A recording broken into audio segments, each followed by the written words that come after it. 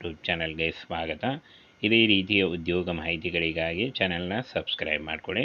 ಹಾಗೆ ಇದುವರೆಗೂ ಯಾರು ನಮ್ಮ ಟೆಲಿಗ್ರಾಮ್ ಮತ್ತು ವಾಟ್ಸಪ್ ಗ್ರೂಪ್ಗಳಿಗೆ ಜಾಯ್ನ್ ಆಗಿಲ್ಲ, ಈಗಲೇ ಜಾಯ್ನ್ ಆಗಿ ಹೆಚ್ಚಿನ ಉದ್ಯೋಗ ಮಾಹಿತಿಗಳಿಗಾಗಿ. ಫ್ರೆಂಡ್ಸ್, ಇದರ ಬಗ್ಗೆ ಸಂಪೂರ್ಣ ಮಾಹಿತಿಯನ್ನು ತಿಳಿಸ್ಕೊಡ್ತೀನಿ. ಇದೊಂದು ಹೊಸ ಉದ್ಯೋಗ ಆಗಿರುತ್ತೆ. ಸಬ್ ರಿಜಿಸ್ಟರ್ ಕಚೇರಿಯಿಂದ ನೇಮಕಾತಿಯ ಹೊಸ ಅಧಿಸೂಚನೆ ಆಗಿರುತ್ತೆ ನೋಡಿ.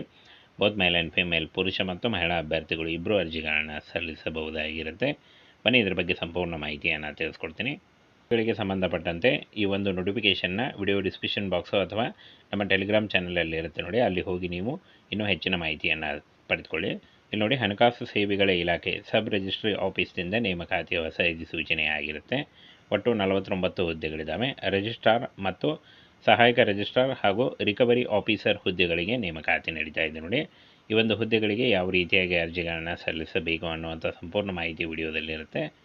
ಹಾಗೇನು ಫ್ರೆಂಡ್ಸ್, ಹಣಕಾಸು ಇಲಾಖೆಯಿಂದ ನೇಮಕಾತಿ ಆಗಿರುತ್ತೆ ನೋಡಿ. ಉದ್ಯೋಗ ಸ್ಥಳ ನೋಡಿ, ಕರ್ನಾಟಕ ಸೇರಿ ಅಖಿಲ ಭಾರತದಲ್ಲಿ ನೇಮಕಾತಿ ಆಗುತ್ತೆ. ಕರ್ನಾಟಕದಲ್ಲಿ ಬೆಂಗಳೂರಿಗೆ ನೇಮಕಾತಿ ಬರುತ್ತೆ ನೋಡಿ. ಇಲ್ಲಿ ನೋಡಿ, ರಿಜಿಸ್ಟ್ರಾರ್ ಮತ್ತು ಸಹಾಯಕ ರಿಜಿಸ್ಟ್ರಾರ್ ಹಾಗೂ ರಿಕವರಿ ಆಫೀಸರ್ ಹುದ್ದೆಗಳಾಗಿರ್ತವೆ. ಇನ್ನು 67,000ದಿಂದ 2 ಲಕ್ಷದವರೆಗೆ ಪರ್ ಮಂತ್ ಸ್ಯಾಲ್ರಿ ಆಗಿರುತ್ತೆ ನೋಡಿ. ಇದು ಜಾಸ್ತಿ ಕೂಡ ಆಗ್ತಾ ಹೋಗುತ್ತೆ. ಇನ್ನು ಇಲ್ಲಿ ನೋಡಿ, ಎಷ್ಟು ಹುದ್ದೆಗಳಿದ್ದಾವೆ ಅಂತ ನೋಡೋದಾದರೆ, ರಿಜಿಸ್ಟ್ರಾರ್ 18 ಹುದ್ದೆಗಳು, ಸಹಾಯಕ ರಿಜಿಸ್ಟ್ರಾರ್ 10 ಹುದ್ದೆಗಳು, ರಿಕವರಿ ಅಧಿಕಾರಿ 21 ಹುದ್ದೆಗಳಿದ್ದಾವೆ ನೋಡಿ. ನೀವು ಈ ಒಂದು ಹುದ್ದೆಗಳಿಗೆ ಆಯ್ಕೆ ಮಾಡಿಕೊಂಡು ಅರ್ಜಿಗಳನ್ನು ಸಲ್ಲಿಸಬಹುದು. ಇನ್ನು ವಯೋಮಿತಿ ನೋಡಿ, ಇಲ್ಲಿ ನೋಡಿ 12 ಸೆಪ್ಟೆಂಬರ್ 2024ಕ್ಕೆ ಅನುಗುಣವಾಗಿ 56 ವರ್ಷದ ಒಳಗಿನವರು ಅರ್ಜಿಗಳನ್ನು ಸಲ್ಲಿಸಬಹುದು. OBC ಅಭ್ಯರ್ಥಿಗಳಿಗೆ 3 ವರ್ಷ ಮತ್ತು SC/ST ಅಭ್ಯರ್ಥಿಗಳಿಗೆ 5 ವರ್ಷಗಳ ವಯೋಮಿತಿ ಸಡಿಲಿಕೆ ಕೂಡ ಇರುತ್ತೆ. ಇನ್ನು ಆಯ್ಕೆ ಪ್ರಕ್ರಿಯೆಯನ್ನು ನೋಡೋದಾದರೆ, ಲಿಖಿತ ಪರೀಕ್ಷೆ ಮತ್ತು ಸಂದರ್ಶನದ ಮೂಲಕ ಆಯ್ಕೆಯನ್ನು ಮಾಡಿಕೊಳ್ಳಲಾಗುತ್ತೆ ನೋಡಿ. ಲಿಖಿತ ಪರೀಕ್ಷೆಯಲ್ಲಿ ಪಾಸಾದಂಥ ಅಭ್ಯರ್ಥಿಗಳಿಗೆ ಸಂದರ್ಶನ ನಡೆಸಿ ಆಯ್ಕೆಯನ್ನು ಮಾಡಿಕೊಳ್ಳಲಾಗುತ್ತೆ. ಇನ್ನು ಯಾವ ಒಂದು ಹುದ್ದೆಗಳಿಗೆ ಎಷ್ಟು ಸಂಬಳ ಅಂತ ನೋಡೋದಾದರೆ, ಇಲ್ಲಿ ನೋಡಿ, ರಿಜಿಸ್ಟ್ರಾರ್ 78,000ದಿಂದ 2 ಲಕ್ಷ ಹಾಗೂ ಸಹಾಯಕ ರಿಜಿಸ್ಟ್ರಾರ್ ಮತ್ತು ರಿಕವರಿ ಅಧಿಕಾರಿ 67,000ದಿಂದ 2 ಲಕ್ಷದವರೆಗೆ ಪರ್ ಮಂತ್ ಸ್ಯಾಲ್ರಿ ಆಗಿರುತ್ತೆ ನೋಡಿ. ಇನ್ನು ಯಾವ ರೀತಿಯಾಗಿ ಅರ್ಜಿಗಳನ್ನು ಸಲ್ಲಿಸಬೇಕು ಅಂತ ನೋಡೋದಾದರೆ, ಫ್ರೆಂಡ್ಸ್, ನೋಟಿಫಿಕೇಷನ್ನಲ್ಲಿ ಒಂದು ಅಪ್ಲಿಕೇಶನ್ ಫಾರ್ಮ್ ಇದೆ ನೋಡಿ. ಅಪ್ಲಿಕೇಶನ್ ಫಾರ್ಮನ್ನು ಮೊದಲು ಡೌನ್ಲೋಡ್ ಮಾಡ್ಕೊಳ್ಳಿ. ನಮ್ಮ ಅಂದರೆ ಟೆಲಿಗ್ರಾಮ್ ಚಾನಲಲ್ಲಿ ಹಾಕಿರ್ತೀವಿ, ಅಲ್ಲಿ ಹೋಗಿ ನೀವು ಮೊದಲು ನೋಟಿಫಿಕೇಷನ್ನ ಡೌನ್ಲೋಡ್ ಮಾಡ್ಕೊಳ್ಳಿ. ಅದರಲ್ಲೇ ಒಂದು ಅಪ್ಲಿಕೇಶನ್ ಫಾರ್ಮ್ ಇದೆ. ಆ ಒಂದು ಅಪ್ಲಿಕೇಶನ್ ಫಾರ್ಮನ್ನು ಫಿಲ್ ಮಾಡಿ ಈ ಒಂದು ಅಡ್ರೆಸ್ಗೆ ಪೋಸ್ಟ್ ಮಾಡಬೇಕಾಗುತ್ತೆ ನೋಡಿ.